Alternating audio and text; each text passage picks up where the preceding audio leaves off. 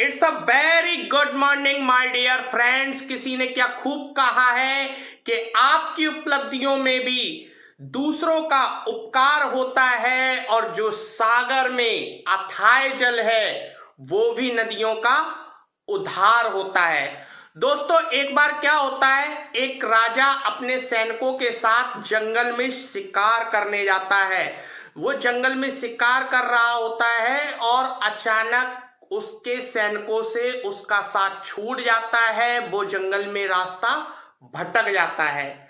उस राजा को बहुत जोरों की प्यास लगी थी। प्यास लगने के कारण राजा बहुत ही चिंतित हो जाता है और रास्ता वो पहले से ही भटक जाता है, तो इसलिए वो केवल और केवल पानी की तलाश में आगे बढ़ने लगता है। रास्ते में उसको एक लकड़ी काटने वाला लकड़हारा मिलता है। राजा उसके पास जाता है, उससे बोलता है कि वो बहुत ही तेज प्यासा है, उसको पानी चाहिए पीने के लिए। लकड़हारा राजा को ऊपर से नीचे तक देखता है और समझ जाता है कि ये राजा साहब है। उनको प्रणाम करता है, उनको पीने के लिए पानी देता है। लकड़हारे की इस बात से राजा बहुत खुश हो जाता है और राजा साहब लकड़हारे से कहते हैं कि आपका इनाम मुझ पर उधार रहा। आप जब कभी भी राजधानी आना तो मुझसे अवश्य मिलना, आपको मैं इनाम देना चाहता हूं। यह सुनकर वो लकड़हारा बहुत खुश हो जाता है। राजा वापस अपनी राजधानी लौट जाता है। लकड़हारा खुशी खुशी अपने घर आता है, अपने बीवी बच्चों को बताता है कि आज राजा साहब ने उसको इनाम देने के लिए बोला है। जब कभी भी मैं राजधानी जाऊंगा तो वो मुझे बहुत ही अच्छा इनाम देंगे। ये सुनकर बीवी बच्चे बहुत खुश हो जाते हैं। उससे बोलते हैं तो आपकी तो वैसे भी दशा इतनी खराब चल रही है, लकड़ी काट कर तो घर चलता है, इससे अच्छा मौका कब और कहां मिलेगा। राजा ने आपको खुद इनवाइट किया है इनाम लेने के लिए, तो आप ऐसा करो, आप कल ही चले जाओ राजधानी। यह सुनकर वो लकड़हारा दूसरे दिन का प्लान बनाता है राजधानी में आने के लिए और दूसरे दिन वो राजधानी पहुंचता है। बाहर सैनिकों को बोलता है कि अंदर जाकर बोले कि राजा साहब लकड़हारा आया है बाहर मिलने, मुझे राजा साहब ने ही बुलाया है। सैनिक अंदर जाकर लकड़हारे का संदेश देते हैं राजा को। राजा कहता है हाँ, वो मुझसे कल मिला था, आप उसको अंदर ले आइए, मैंने ही उसे बुलाया है। लकड़हारा अंदर आता है राज्यसभा में राजा के सामने, तो राजा उसे देखकर बहुत खुश होता है। लकड़हारे ने वही फटे पुराने कपड़े पहने हुए थे क्योंकि वो बहुत गरीब था। राजा अपने माइंड में सोचने लगता है कि वो इसकी मदद कैसे कर सकता है।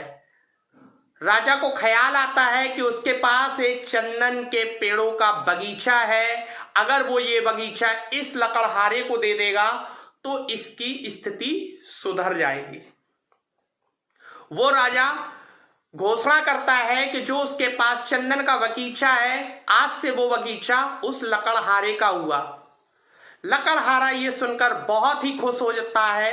वो चंदन के बगीचे में जाता है, वहां चारों तरफ देखता है चंदन की पेड़ थे।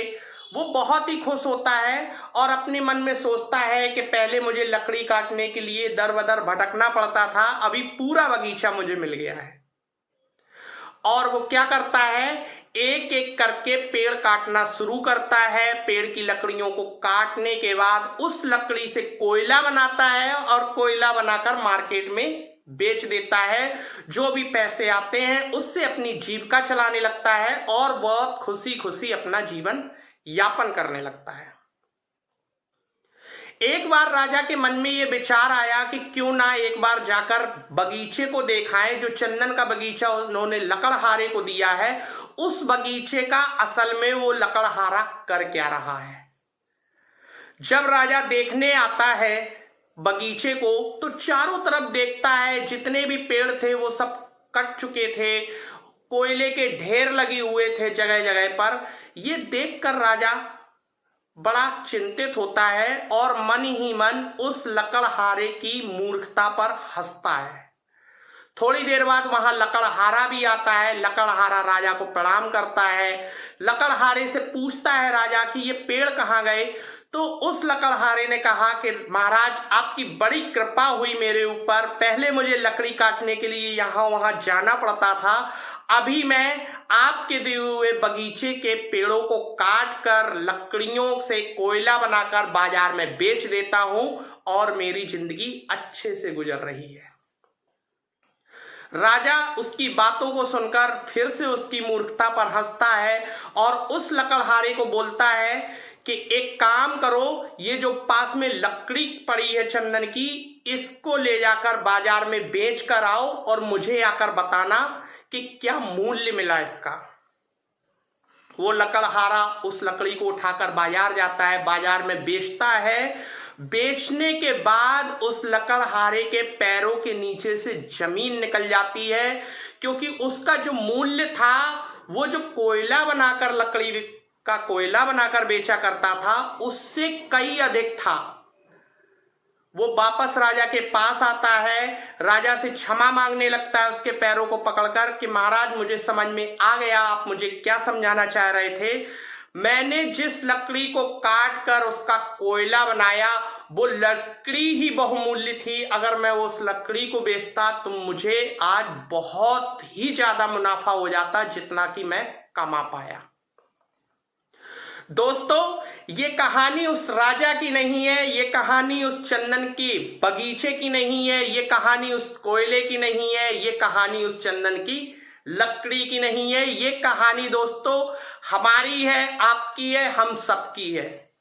हम सबको भगवान ने एक तरीके से चंदन का बगीचा ही बनाकर इस दुनिया में भेजा है।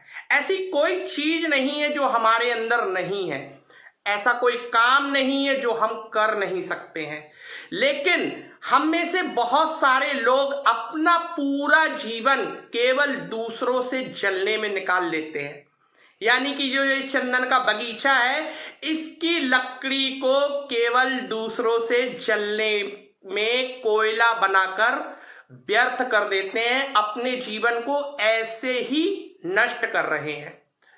जबकि हर इंसान एक चंदन का बगीचा है, हर इंसान का जीवन बहुत ही मूल्यवान है। अगर हम सब अपने समय का सही उपयोग करें, अपने दिमाग का सही उपयोग करें तो ये जीवन में हम बहुत कुछ प्राप्त कर सकते हैं। आजकल जैसे आप लोगों ने बहुत लोगों के मुंह से सुना होगा कि आजकल का जो इंसान है वो अपने दुख से उतना परेशान नहीं है जितना कि सामने वाले के सुख से परेशान है।